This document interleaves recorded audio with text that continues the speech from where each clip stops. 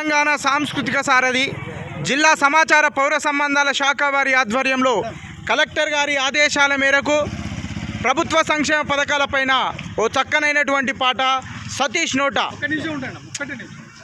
అల్లోనే రడ నా పల్లెకు పథకాలు వచ్చిన